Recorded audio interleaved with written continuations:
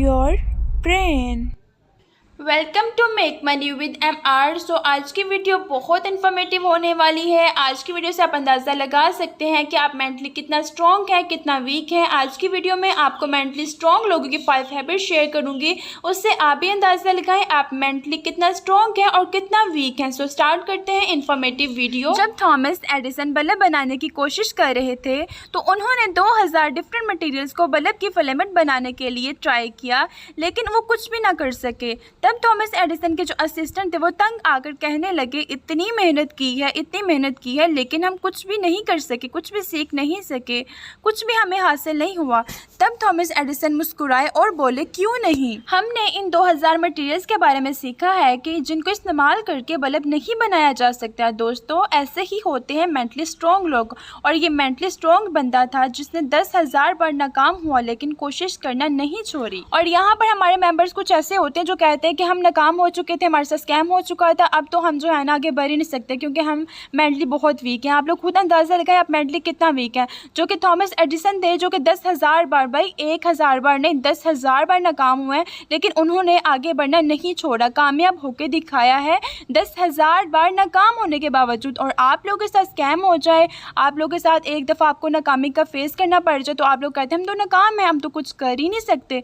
यहाँ पर Thomas Edison को देखिए वो कितना मेंटली स्ट्रॉन्ग थे, और आप खुद को देखें कि आप कितना मेंटली वीक हैं। मेंटली स्ट्रॉन्ग लोगों में कुछ तो खास होता है जो कि आम लोगों में नहीं होता, और वो उनकी जो खास आदतें होती हैं उन्होंने अपने अंदर खुद ही डेवलप की होती हैं। ये आप लोग भी कर सकते हैं। जी हाँ, अगर आप लोग अक्सर परेशान रहते हैं, दबे हुए महसूस करते हैं, आप लोगों को लगता है कि लोग आपको डोमिनेट करते हैं, आपका कॉन्फिडेंस ख़त्म होता जा रहा है, छोटी छोटी बातों पे हर्ट हो जाते हैं, तो आप मेंटली बहुत वीक हैं। आज की वीडियो इंशाल्लाह आपको मेंटली स्ट्रॉन्ग बनाने में काफ़ी हेल्पफुल साबित होगी। नंबर 1, लोगों की राय और तनकीद का असर ना लेना। अगर कोई आपकी तारीफ़ करता है आप खुश हो जाते हो, और कोई आप पर तनकीद करता है, उल्टा सीधा बोलता है, तो फिर आप दुखी हो जाते हैं।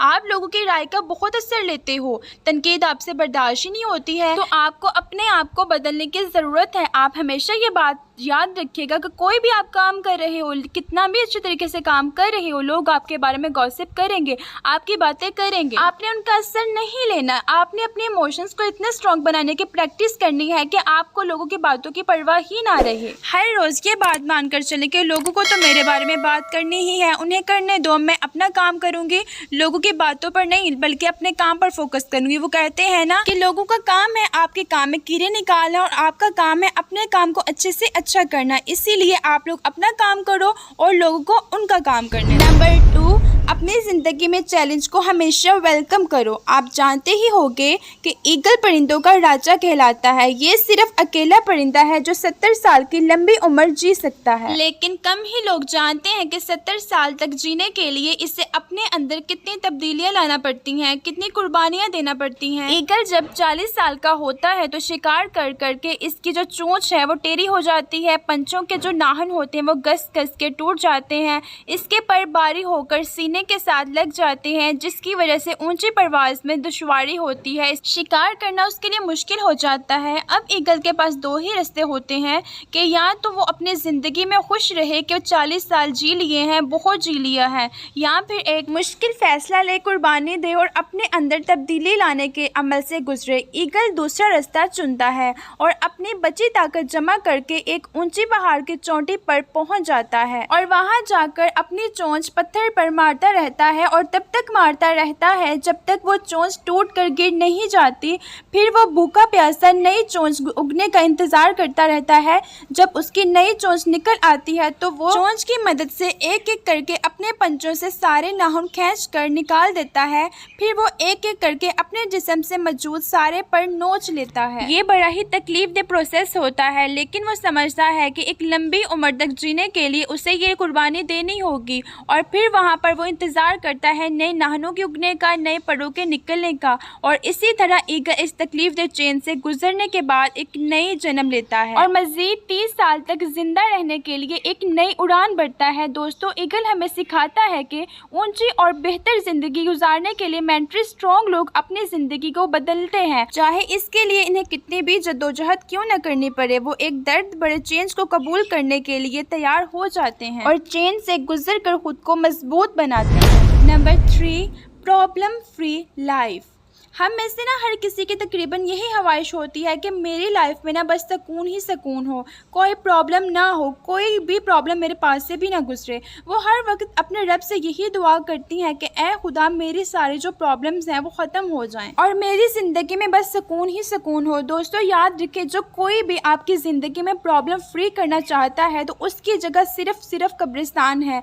इस दुनिया में ना रहकर आप कभी भी प्रॉब्लम फ्री नहीं हो सकते। हो ही नहीं सकता कि आपकी ज़िंदगी में कोई प्रॉब्लम ना हो, आपकी ज़िंदगी में कोई चैलेंज ही ना हो, मतलब आपकी ज़िंदगी में कोई ग्रोथ ही ना हो। आपकी ज़िंदगी रुकी हुई है और पानी जब रुक जाता है तो वो गंदा और बदबूदार हो जाता है, पीने के काबिल नहीं रहता। ऐसे ही प्रॉब्लम फ्री लाइफ जो जीने के काबिल नहीं रहती। अपनी ज़िंदगी में वो काम तो करो ही करो जो करना आपको अच्छा लगता है, कर लो वो भी, लेकिन अपने लाइफ में वो काम ज़रूर करो, वो सबसे पहले करो जो करना आपको मुश्किल लगता है, जो करने से आप घबराते हो, अनकंफर्टेबल फील करते हो, वो काम पहले करो, क्योंकि इन्हीं कामों को करने से आपका ब्रेन ग्रोथ करेगा और आप मेंटली स्ट्रॉन्ग बनोगे। वो कहते हैं ना कि खुदा से कभी भी आसान जिंदगी ना मांगो, बल्कि खुद को हिम्मत हौसले वाली और मजबूत करने वाली जिंदगी मांगो कि आप एक मुश्किल जिंदगी की मुश्किलात का चैलेंज का सामना कर सको। पस्त हौसले वाले तेरा साथ क्या देंगे, जिंदगी इधर आजा हम तुझे गुजारेंगे।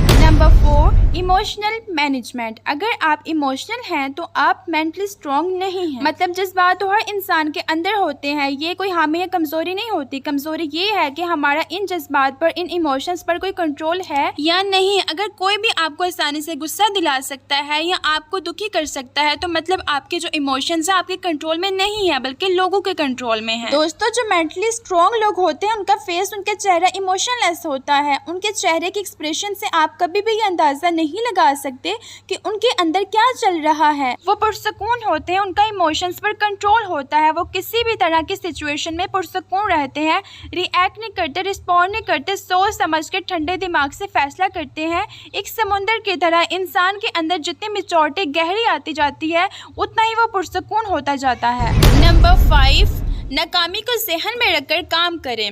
ऐसा नहीं होता कि मेंटली स्ट्रॉन्ग लोग हमेशा ही कामयाब होते हैं, अपनी जहानत की वजह से इन्हें फेलियर का सामना नहीं करना पड़ता। ऐसा नहीं होता, बल्कि असल में तो वो फेलियर के लिए हर वक्त तैयार रहते हैं। मेंटली स्ट्रॉन्ग लोग नाकामी को खुले दिल से कबूल करते हैं और नाकामी के चांस को जहन में रखते हुए अपनी प्लानिंग करते हैं। एलोन मस्क की ही हम अगर बात कर लें, इस वक्त जो दुनिया का सबसे अमीर तरीन शख्स है, तो जब वो स्पेस एक्स की प्लानिंग कर रहे थे तो उसके अकॉर्डिंग उन्होंने एक इंटरव्यू में बताया, उन्होंने कहा, I want to be able to make sure that we have enough capital to survive at least 3 consecutive failures। तो अगर आप इस बात को ध्यान से समझो तो एलोन मस्क की ये जो स्टेटमेंट है इनकी थॉट प्रोसेस को बड़ा क्लियरली करती है कि यानी मेंटली स्ट्रॉन्ग होने का मतलब सिर्फ यही नहीं कि आप सिर्फ सक्सेस की तैयारी करते रहो, नहीं, बल्कि इसका मतलब ये है कि फेल होने के लिए भी आप उतना ही रेडी रहो, उसको कबूल करने के लिए जहनी तौर पर तैयार रहो जितना आप कामयाब होने के लिए रेडी रहते हो। होपफुली आपका ब्रेन ज़रूर ट्रेन हुआ होगा। आज की वीडियो से आपको आइडिया हो गया होगा कि आप मेंटली स्ट्रॉन्ग है या वीक। अगर वीक है तो मेंटली स्ट्रॉन्ग लोगों में जल्द से जल्द शामिल हो और ख़ुद को कामयाब लोगों में शामिल करें। तो मिलते हैं नेक्स्ट वीडियो में। ज़िंदगी में रोज़ कुछ नया सोचो, कुछ नया सीखो और हर रोज़ कुछ नया करो। टिल नेक्स्ट वीडियो, अल्लाह हाफिज़।